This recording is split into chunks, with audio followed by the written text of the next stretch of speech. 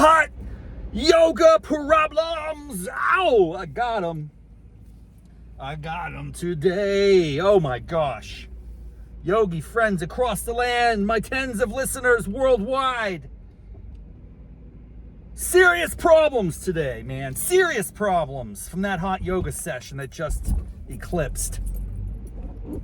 The first thing that's fresh on my mind, and by the way, this is a problem, I would say over 50% of the time, maybe 80% of the time.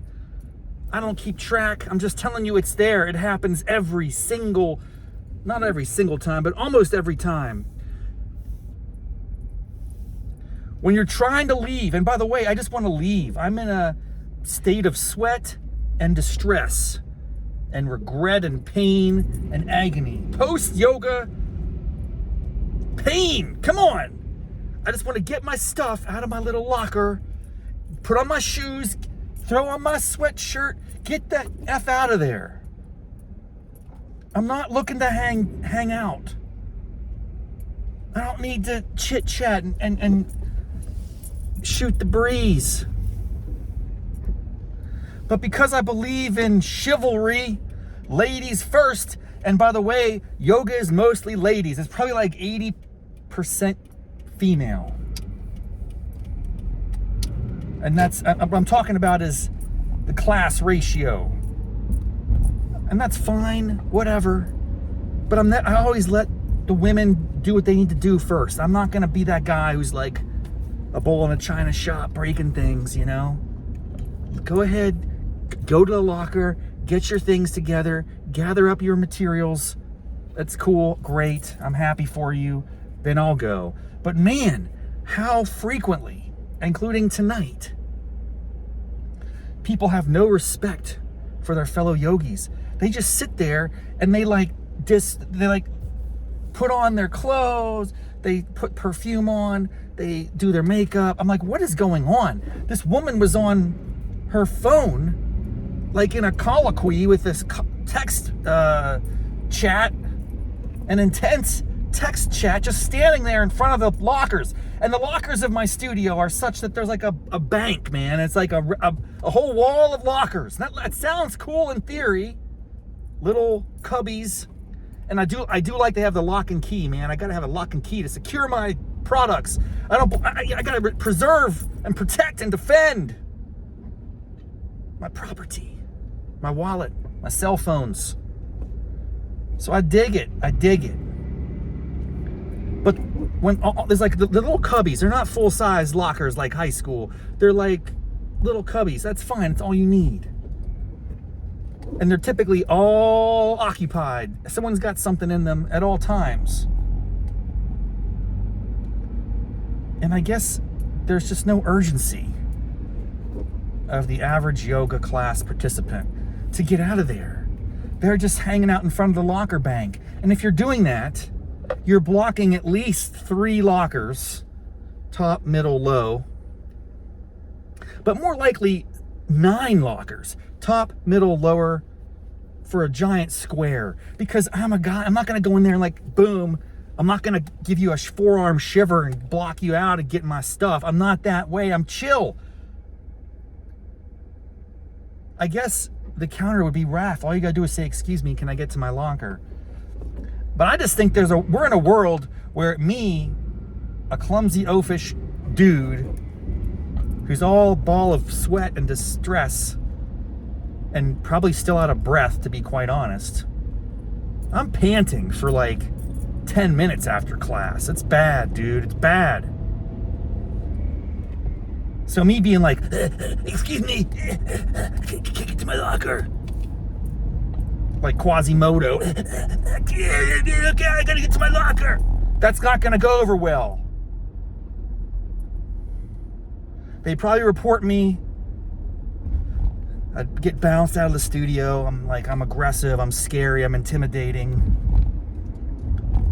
The studio is a safe space, man. Don't be that way. So I'm just saying, all my yogi friends out there, I know you're out there. I know there's some of you out there that do hot yoga religiously, and I appreciate that.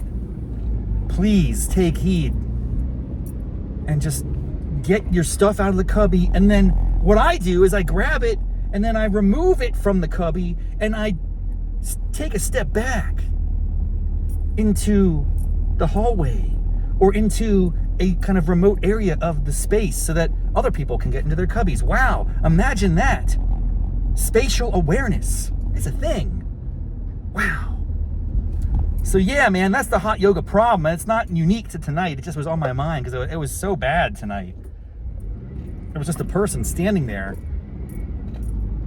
I don't know what. Now, here's the thing. I should just have empathy. It's cool. I don't care. I'm not in a hurry. Life is good. Chill. Chill, man. Chill. Okay. Everything's going to be okay. Nothing to worry about. Who knows what that colloquy is? She's on her phone. She's, you know, in some type of argument. Is it a lover's quarrel? Or is it something worse? Is she getting like really desperate news about a loved one? I don't know. So just flip it back on yourself, man. Don't be a jerk. Who cares? You're not in a hurry. I know. It's just a small thing. It's a small thing. It's a small thing. And I guess I just want the world to function in a way that respects the boundaries and, you know, of others. And like, I'm very respectful of others, man. I'm very, very respectful. I try my best not to impose costs and burdens on third parties. I avoid externalities at all costs. I don't want that in my life. I don't want it's my job to not impose costs upon strangers. It's just, that's how I view it. I want the world to function that way. I feel like we've lost touch with that. We've become less aware. And now, the counter would be, well, Rafferty, why don't you educate? It's my mission in life to like be polite about it, but I could assert myself. I could be a little more, you know, I don't want to say aggressive, but I could get my thoughts out a little more. Instead of just smile and nod and wait patiently. But that's the thing. I'm not going to be an aggressor. I'm not going to be that dude. Because at the end of the day, these hot yoga problems are definitely first world problems, my friends. In case you haven't picked up that theme over the 50 or however many shows I've done so far, let's be honest. What do I complain about here? Bad breath, music I don't recognize, people taking up too much space in the lockers. I'm not like, you know, this is not life and death. So just chill out. Chill out, dude. Be happy. Stop complaining. Stop being a jerk. Respect that everyone else is going to be less aware of the cost they're imposing on society, and that's okay. Maybe your standards are irrational. Maybe you're the one who has to adjust. Lower the bar. Become more normal. Maybe it's on you. That's what I'm going to say. That's the takeaway from today's lesson. Just when we think we're going to point fingers at everybody else, they're the problem, they're the reason. Well, you know what? Ultimately, it comes back to you. I control how I react to any situation. Don't be don't expect so much from other people.